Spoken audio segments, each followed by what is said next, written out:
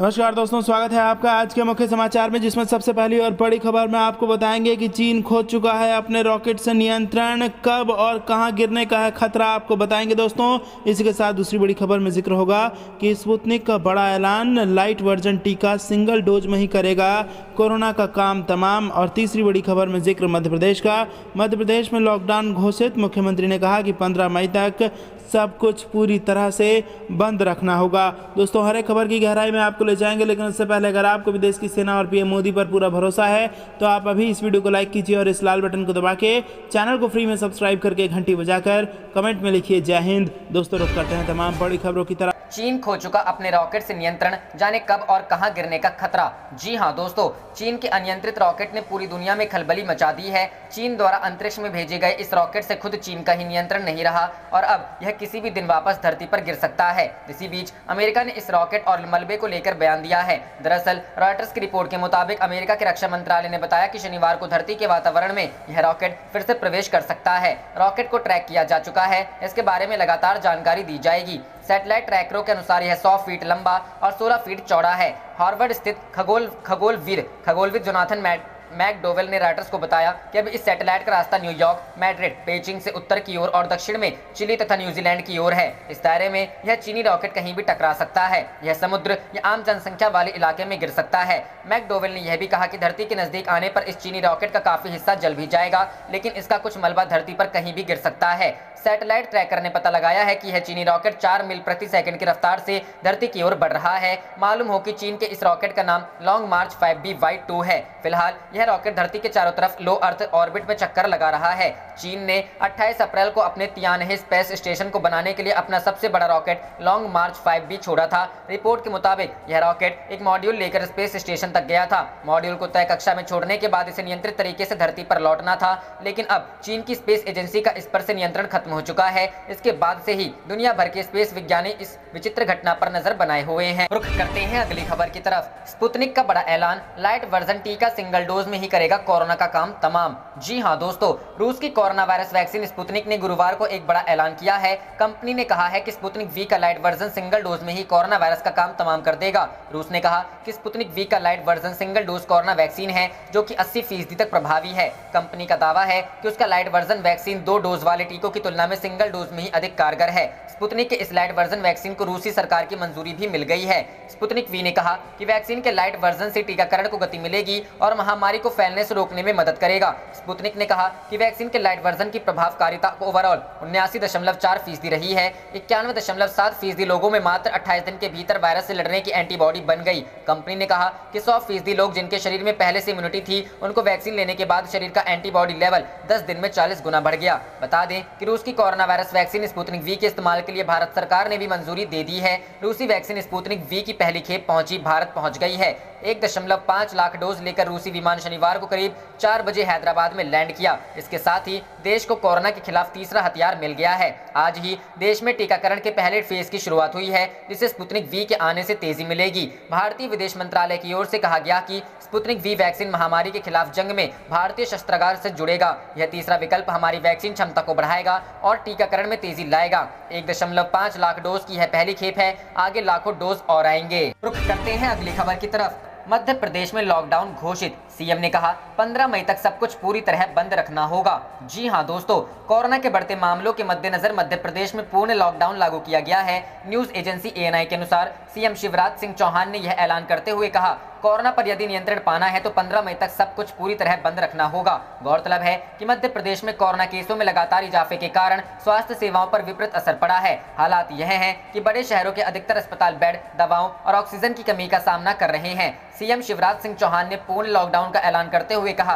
कि जब positivity rate 18% हो तब राज्य को खुला नहीं रखा जा सकता। मध्य प्रदेश में कोरोना वायरस संक्रमण के बढ़ते मामलों के मद्देनजर शिवराज सिंह चौहान सरकार मास्क पहनने के लिए जरूरत पर लोगों को जागरूक करने के लिए अभियान शुरू कर चुकी है। सीएम ने जनप्रतिनिधियों और अधिकारियों से कहा कि सभी सोशल मीडिया पर मेरा मास्क मेरी सुरक्षा का संदेश पोस्ट करें और लोगों को जागरूक करने के लिए अभियान चलाएं। गौरतलब है कि मध्य प्रदेश में इस समय कोरोना के करीब 89,000 एक्टिव केस हैं। राज्य में कोरोना संक्रमण के कारण अब तक 6,000 से अधिक लोगों का जान गंवानी पड़ी है। देश की बात करें तो गुरुवार यानी 6 मई 2021 को अब तक के सबसे ज्यादा नए मामले दर्ज किए गए हैं। देश में पिछले 24 घंटे में अब तक के सर्वाधिक 4,12,262 नए मामले सामने आए हैं और इस अवधि में 3,980 की मौत हुई है। मौतों की संख्या भी अब तक की सबसे ज्यादा है। इसके साथ देश में कोरोना के कुल मामलों की संख्या 2,10,77,410 हो गई है। वहीं मरने वालों की कुल संख्या 2,30,168 हो गई। रुख करते हैं अगली खबर की तरफ। भारत की बड़ी कामयाबी, जो बाइडेन ने किया वैक्सीन के बौद्धिक संपदा अधिकार से छूट का समर्थन।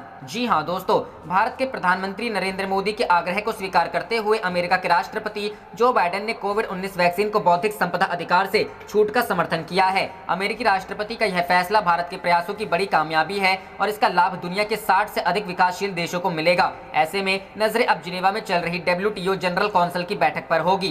अमेरिकी राष्ट्रपति की शीर्ष व्यापार वार्ताकार कैथरीन ताई ने एक बयान जारी कर विश्व व्यापार संगठन वार्ताओं में इस छूट का समर्थन किया है। उन्होंने कहा कि कोविड-19 महामारी की विषम परिस्थिति के समय असाधारण उपायों की जरूरत है। महत्वपूर्ण है कि भारत और दक्षिण अफ्रीका की अगुवाई में करीब 60 देश इस बात की मांग कर रहे थे कि वैश्विक महामारी से निपटने के लिए इसकी बहुत जरूरत है। गौरतलब है कि बौद्धिक संपदा कानूनों के कारण वैक्सीन के उत्पादन की संभावनाएं बहुत कम हो जाती है। राष्ट्रपति बाइडेन के फैसले की टाइमिंग भी खास अहमियत रखती है। जिनेवा में हो रही विश्व व्यापार संगठन के जनरल काउंसिल की बैठक से ठीक पहले आए इस फैसले से भारत की कोशिशों को काफी ताकत मिलेगी। उम्मीद है कि भारत की अगुवाई में विकासशील देशों का समूह यह कोशिश करेगा कि मौजूदा बैठक में इस प्रस्ताव पर WTO के सहमति की मुहर लग जाए। विदेश मंत्रालय के थिंक टैंक RIS के महानिदेशक डॉक्टर सचिन चतुर्वेदी कहते हैं कि अमेरिका यदि अपने रुख में बदलाव करते हुए बौद्धिक संपदा कानूनों में रियायत देता है तो इसका सीधा असर कोरोना रोधी टीकों की व्यापक उपलब्धता पर पड़ेगा। Pfizer, Moderna, Johnson and Johnson जैसे कई टीकों के बौद्धिक संपदा अधिकार अमेरिकी कंपनियों के पास हैं। विश्व स्वास्थ्य संगठन के अध्यक्ष डॉक्टर टेड्रोस अधनॉम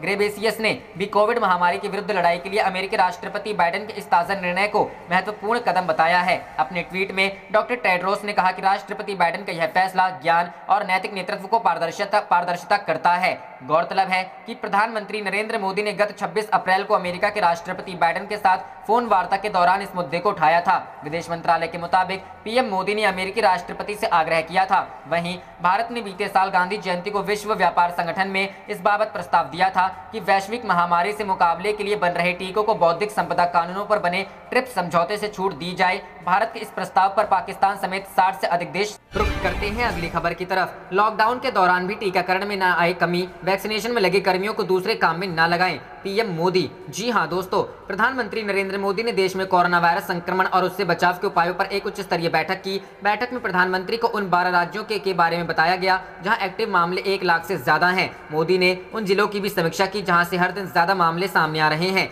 इस दौरान उन्होंने निर्देश दिया कि स्वास्थ्य ढांचे को दुरुस्त करने में राज्यों को सहयोग और मार्गदर्शन दिया जाना चाहिए। बता दें कि महाराष्ट्र, दिल्ली, छत्तीसगढ़ सहित देश के 12 राज्यों में संक्रमण के मामले सबसे अधिक हैं। इन्हीं राज्यों में 70% से ज्यादा एक्टिव मामले भी हैं। प्रधानमंत्री ने दवाओं और वैक्सीन को लेकर भी कुछ जरूरी निर्देश दिए हैं। PMO की ओर से बताया गया कि राज्यों को संवेदनशील होकर वैक्सीनेशन की गति को बनाए रखना होगा। बैठक में प्रधानमंत्री को कोरोना से अत्यधिक प्रभावित जिलों की जानकारी दी गई और बताया गया कि राज्यों की ओर से स्वास्थ्य ढांचे में तेजी लाई जा रही है। बैठक में गृह मंत्री अमित शाह, रक्षा मंत्री राजनाथ सिंह, वित्त मंत्री निर्मला सीतारमण, स्वास्थ्य मंत्री डॉक्टर हर्षवर्धन, रेल मंत्री पीयूष गोयल, मनसुख भाई मंडविया सहित कई केंद्रीय मंत्री और शीर्ष अधिकारी मौजूद थे। प्रधानमंत्री ने समीक्षा बैठक में दवाइयों की उपलब्धता की भी जानकारी ली। मोदी को रेमडेसिविर सहित अन्य आवश्यक दवाइयों का उत्पादन बढ़ाने संबंधी प्रयासों से अवगत कराया गया। मोदी ने इस दौरान टीकाकरण अभियान की प्रगति के साथ ही अगले कुछ महीनों में टीकों का उत्पादन बढ़ाने की बात। रुख करते हैं अगली खबर की तरफ। इंडिया से डबल म्यूटेंट कोरोना वेरिएंट पहुंचा चाइना,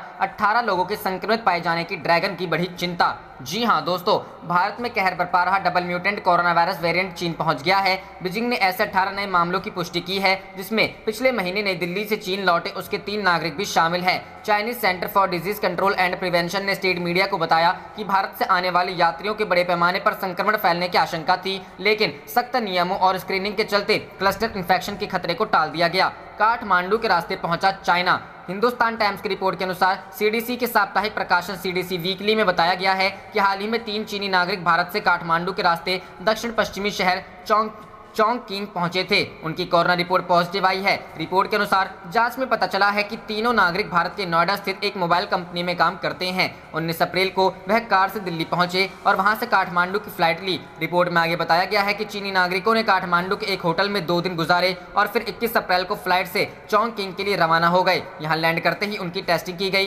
जिसमें वे कोरोना पॉजिटिव पाए गए। CDC का कहना है कि टेस्ट में यह बात भी सामने आई है कि तीनों नागरिक कोरोना के भारतीय B.1.617.2 वेरिएंट से संक्रमित हैं। यहाँ गौर करने वाली बात यह है कि संक्रमण का यह मामला पिछले महीने का है, लेकिन इसकी जानकारी बुधवार को दी गई है। सख्त स्क्रीनिंग पर जोर। न्यूज वीक की रिपोर्ट में कहा गया है कि चीन के ट्विटर कहे जाने वाले वीबो पर यह खबर वायरल हो रही है। लोगों का कहना है कि कोरोना के खतरे को कम करने के लिए स्क्रीनिंग की और भी सख्त बनाया जाना चाहिए और भारत से आने वाले को क्वारंटाइन पर जोर दिया जाना चाहिए। बता दें कि भारत और चीन के बीच वाणिज्यिक और विशेष उड़ानों पर पिछले साल से प्रतिबंध है। रुख करते हैं अगली खबर की तरफ। कोरोना संकट में भारत के साथ दोस्ती निभा रहा रूस महामारी से लड़ने के लिए भेज रहा स्पुतनिक वी की दूसरी खेप। जी हां दोस्तों, एक भरोसेमंद भारतीय रणनीतिक साझेदार के रूप में अपेक्षा पर खरा उतरते हुए उसे अगले 2 दिन में स्पुतनिक वी के टीकों 1,50,000 खुराकों की दूसरी खेप भेज रहा है। इसके अलावा लगभग 30 लाख खुराक मई के अंत तक हैदराबाद स्थित डॉक्टर रेड्डी की लैब में उतरने वाली है। रूस ने स्पुतनिक वी की 50 लाख खुराक जून तक और जुलाई में 1 करोड़ से अधिक खुराक भारत भेजने की तैयारी कर रहा है। नई दिल्ली और मॉस्को में स्थित राजनयिकों के अनुसार रूस कम से कम 4 ऑक्सीजन उत्पन्न करने वाले ट्रक भेज रहा है, जो कि बिजली की आपूर्ति होते ही 200 बेड के अस्पताल को सप्लाई कर सकता है। ये ट्रक प्रति घंटे 70 किलोग्राम ऑक्सीजन और प्रतिदिन 50,000 लीटर का उत्पादन करते हैं। उन्होंने कहा, हम पहले ही 4 ऐसे ट्रकों की खरीद कर चुके हैं और अधिक प्राप्त कर रहे हैं ताकि ऑक्सीजन की कमी नहीं हो। ये ट्रक रूसी IL-76 विमान से इस सप्ताह के अंत तक भारत में उतरेंगे। स्पुतनिक वी की 1,50,000 खुराक का पहला बैच 1 मई को भारत आया था। इस दिन भारत ने 18 से 44 वर्ष के बीच के लोगों के लिए टीकाकरण का तीसरा चरण खोला था। Sputnik V adeno viral vector पर आधारित है। कोरोना वायरस बीमारी के खिलाफ इसकी 90% से अधिक प्रभावकारिता है। इसे 12 अप्रैल को भारत में इमरजेंसी इस्तेमाल की मंजूरी मिली थी। रूस ने दिल्ली के कलावती अस्पताल में 75 वेंटिलेटर, 20 बड़ी क्षमता वाले ऑक्सीजन कंसंट्रेटर और मध्य दिल्ली के अस्पताल में 150 बेड के मॉनिटर भेजा था। निजी दान के माध्यम से पहले से ही 60 बड़े ऑक्सीजन कंसंट्रेटर के अलावा रूस ने उत्तर भारत के सभी केंद्रीय एम्स में कोरोना वायरस के शुरुआती चरणों के इलाज के लिए इस्तेमाल की जाने वाली 2 लाख गोलियों की आपूर्ति की है। रूस रेमडेसिविर शीशियों की आपूर्ति करने का इच्छुक है। एक भारतीय राजनयिक ने कहा, नई दिल्ली और मॉस्को राजनयिक चैनलों के माध्यम से लगातार एक दूसरे के संपर्क में है ताकि चिकित्सा सहायता अधिक से अधिक हो सके। रुख करते हैं अगली खबर की तरफ। गृह मंत्रालय ने बंगाल सरकार से हिंसा पर फिर मांगी रिपोर्ट। ममता को सताने लगा राष्ट्रपति शासन का डर। जी हां दोस्तों, विधानसभा चुनाव के बाद हुई हिंसा पर केंद्रीय गृह मंत्रालय ने पश्चिम बंगाल की ममता बनर्जी सरकार से विस्तृत रिपोर्ट मांगी है। गृह मंत्रालय की ओर से दूसरी बार रिपोर्ट मांगे जाने के बाद ममता बनर्जी को बंगाल में राष्ट्रपति शासन लगाए जाने की आशंका सताने लगी है। दरअसल केंद्र सरकार ने कहा है कि राज्य सरकार द्वारा रिपोर्ट नहीं भेजने की सूरत में इस मामले को गंभीरता से लिया जाएगा। अधिकारियों के मुताबिक राज्य सरकार को समय गवाए बिना ऐसी घटनाओं को रोकने के लिए कदम उठाने को भी कहा गया है। तो भेजी गई चिट्ठी में गृह मंत्रालय ने पश्चिम बंगाल के मुख्य सचिव से कहा कि 3 मई को राज्य में चुनाव के बाद हुई हिंसा पर तत्काल रिपोर्ट तलब की गई थी। अधिकारियों ने बताया कि पश्चिम बंगाल सरकार ने अब तक रिपोर्ट नहीं भेजी है। पत्र में कहा गया है कि नवीनतम सूचना के मुताबिक पश्चिम बंगाल में हिंसा की घटनाएं नहीं रुकी हैं। राज्य सरकार ने इन्हें नियंत्रित करने के लिए प्रभावी कदम नहीं उठाए हैं। पत्र में कहा गया कि इसलिए बिना समय गंवाए इन घटनाओं को रोकने के लिए तत्काल जरूरी कदम उठाने की जरूरत है। इसमें कहा गया है कि तत्काल विस्तृत रिपोर्ट गृह मंत्रालय को भेजी जानी चाहिए। पत्र के मुताबिक यदि राज्य सरकार रिपोर्ट नहीं भेजती है तो इस मामले को गंभीरता से लिया जाएगा। पत्र के इसी अंश के बाद ममता बनर्जी को लगने लगा है कि भारतीय जनता पार्टी की केंद्र सरकार हिंसा को आधार बनाकर राज्य में राष्ट्रपति शासन लगा सकती है। उल्लेखनीय है कि आक्रामक चुनाव प्रचार के बाद मुख्यमंत्री नेतृत्व में तृणमूल कांग्रेस ने लगातार तीसरी जीत दर्ज की, लेकिन रविवार को चुनाव नतीजे आने के बाद से ही पश्चिम बंगाल में हिंसा की घटनाएं सामने आ रही है। राज्य के विभिन्न हिस्सों में चुनाव बाद हुई हिंसा में बुधवार तक कम से कम 1 दर्जन लोगों की मौत हो चुकी है। भाजपा ने आरोप लगाया है कि तृणमूल कांग्रेस समर्थित गुंडों ने उसके कार्यकर्ताओं की हत्या की, पर हमला किया, घरों में तोड़फोड़ की और सदस्यों के दुकानों में लूटपाट एवं कार्यालय में आगजनी की। रुख करते हैं अगली खबर की तरफ। कोरोना महामारी, ऑक्सीजन लाने को भारतीय नौसेना ने शुरू किया सेतु समुद्रम अभियान। जी हां दोस्तों, देश में कोविड-19 महामारी की दूसरी लहर के कारण मचे हाहाकार के बीच ऑक्सीजन की किल्लत दूर करने में भारतीय नौसेना भी जुट गई है। नौसेना ने फारस की खाड़ी और दक्षिण पूर्व एशिया के विभिन्न देशों से तरल ऑक्सीजन व अन्य मेडिकल सप्लाई लाने के लिए ऑपरेशन सेतु समुद्रम 2 की शुरुआत कर दी है। इसके तहत 9 युद्धपोतों को इन देशों में भेजा गया है। नौसेना प्रवक्ता कमांडर विवेक माधवाल ने बुधवार को बताया कि ये 9 युद्धपोत मुंबई, विशाखापट्टनम और कोच्चि में तीनों नेवी कमांड से भेजे गए हैं। ऑपरेशन सेतु समुद्रम 2 के तहत इन 9 युद्धपोत को भेजना भारत सरकार व भारतीय नौसेना के उन विभिन्न प्रयासों का हिस्सा है जो देश में ऑक्सीजन की आवश्यकता को पूरा करने के लिए किए जा रहे हैं। उन्होंने बताया कि इन 9 युद्धपोत युद्धपोत में से आईएनएस तलवार बहरीन से 27 टन तरल ऑक्सीजन से भरे 2 टैंक लेकर बुधवार को कर्नाटक के न्यू मंगलुरु बंदरगाह पर पहले ही लौट चुका है। इसी तरह आईएनएस कोलकाता कुवैत से 27 टन ऑक्सीजन से भरे 2 टैंक, 400 ऑक्सीजन सिलेंडर और 47 ऑक्सीजन कंसंट्रेटर लेकर वापस लौटने के लिए चल चुका है। 4 अन्य युद्धपोत कतर और कुवैत की राह में हैं। ये चारों युद्धपोत इन देशों से 27 टन ऑक्सीजन से भरे 9 टैंक और 1500 से ज्यादा ऑक्सीजन सिलेंडर लेकर वापस लौटेंगे। कमांडर माधवाल ने बताया कि ईस्टर्न सी बोर्ड पर आईएनएस एरावत सिंगापुर से 3600 से ज्यादा ऑक्सीजन सिलेंडर और 27 टन ऑक्सीजन से भरे 8 टैंकर, 10,000 रैपिड एंटीजन जांच किट और 7 ऑक्सीजन कंसंट्रेटर लेकर बुधवार को ही वापसी के लिए निकला है। उन्होंने बताया कि एक अन्य युद्धपोत आईएनएस जलाश्व भी इसी क्षेत्र में तैनात है और किसी भी छोटे नोटिस पर मिशन में शामिल हो जाएगा। आईएनएस शार्दुल भी 3 तरल ऑक्सीजन से भरे क्रायोजेनिक कंटेनर लाने के लिए कोच्चि स्थित दक्षिण नेवी कमान से आईएनएस शार्दुल भी फारस की खाड़ी के लिए निकल चुका है। पिछले साल भी निभाई थी अहम भूमिका। बता दें कि भारतीय नौसेना ने पिछले साल भी ऑपरेशन समुद्र सेतु चलाया था, जिसमें वंदे भारत अभियान के तहत मालदीव, श्रीलंका और ईरान में फंसे करीब 4000 भारतीयों को लॉकडाउन के दौरान देश में वापस लाया गया था। इस अभियान में भी आईएनएस जलाश्व और आईएनएस शार्दुल ने शिरकत की थी। रुख करते हैं अगली खबर की तरफ। जम्मू बीएसएफ ने पाकिस्तान के एक घुसपैठियों को मार गिराया, वापस जाने की दी थी जवानों ने चेतावनी। जी हां दोस्तों, पाकिस्तानी जहां एक तरफ जम्मू कश्मीर अंतर्राष्ट्रीय सीमा और एलओसी पर संघर्ष विराम को बरकरार रखने की बात कही है, वहीं दूसरी तरफ पाकिस्तान अपनी नापाक हरकतों से बाज नहीं आ रहा। बुधवार और गुरुवार की दरमियानी रात को जम्मू के सांबा सेक्टर में बीएसएफ ने पाकिस्तान के एक घुसपैठियों को मार गिराया। करीब 2 महीने पहले पाकिस्तान जम्मू कश्मीर में अंतर्राष्ट्रीय सीमा और एलओसी पर जारी युद्ध विराम शिक्षकों का सम्मान करने की बात कही थी, लेकिन हमेशा की तरह पाकिस्तान की कथनी और करनी में फर्क एक बार फिर सामने आया। ताजा मामला बुधवार और गुरुवार की दरमियानी रात का है, जब जम्मू के सांबा सेक्टर में बीएसएफ ने पाकिस्तान की घुसपैठियों को मार गिराया। बीएसएफ की माने तो रात करीब 2:30 बजे सीमा पर तैनात बीएसएफ के जवानों ने पाकिस्तान की तरफ से कुछ हलचल देखी। हलचल भारत पाकिस्तान सीमा पर भारत की तरफ करीब 100 मीटर अंदर देखी गई। जब सीमा पर तैनात बीएसएफ के जवानों ने भारत की तरफ आते हुए एक घुसपैठियों को देखा तो उसे वापस जाने की चेतावनी दी गई, लेकिन जब वह नहीं रुका तो सीमा पर तैनात प्रहरी में फायरिंग कर दी, जिसमें वह घुसपैठिया मारा गया। गौरतलब है कि इससे पहले 3 मई को पाकिस्तान ने सांबा सेक्टर में युद्ध विराम का उल्लंघन कर गोलीबारी की थी। पाकिस्तानी गोलाबारी इस इलाके में गश्त कर रही बीएसएफ की एक टीम पर की थी। रुख करते हैं अगली खबर की तरफ। चाइना की हरकतों पर भड़का इंडिया, जयशंकर ने कहा बॉर्डर पर खून खराबे के बीच अच्छे संबंध मुमकिन नहीं।